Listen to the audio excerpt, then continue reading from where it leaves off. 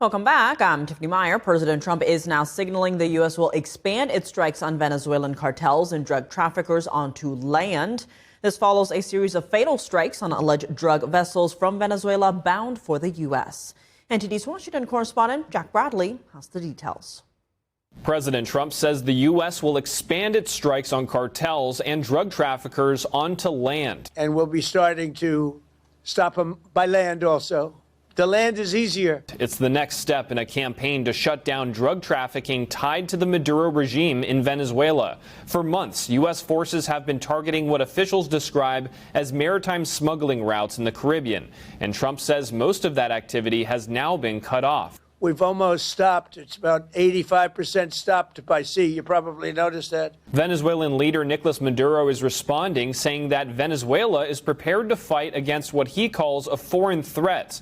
The U.S. considers Maduro's government to be illegitimate. And this all comes as the U.S. has built up one of the largest military postures in the Caribbean in decades. Just this week, 6 Marine Corps jets landed at former Roosevelt Roads Naval Base in Puerto Rico. It's part of an effort to move aircraft, drones, and naval assets closer to Venezuelan waters. You've also had Chairman of the Joint Chiefs of Staff Dan Kane touring Southern Command and visiting troops in Puerto Rico and Trinidad. And the USS Gerald R. Ford, the U.S.'s largest and most advanced aircraft carrier, was recently repositioned from the Mediterranean into the Caribbean.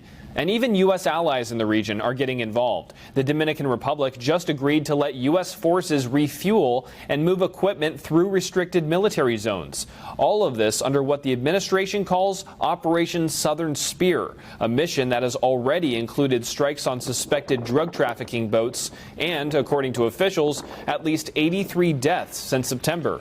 The White House isn't publicly confirming any imminent land operations as of yet, and analysts say that they will likely be covert. When people hear a land operation, they think of massive troops on land, moving forward to the capital of Venezuela, Caracas, and going after the Maduro regime. I think it's going to be a little more covert than that. A lot of the targets on land are fixed targets. So you're talking about compounds, you're talking about facilities. Meanwhile, Trump is endorsing a presidential candidate in Honduras to counter the Maduro regime, saying on social media on Friday, quote, "Will Maduro and his narco-terrorists take over another country like they have taken over Cuba, Nicaragua, and Venezuela?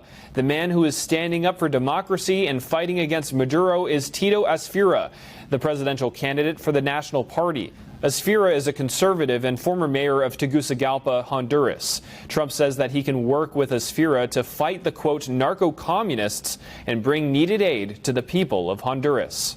Reporting by Jack Bradley, NTD News.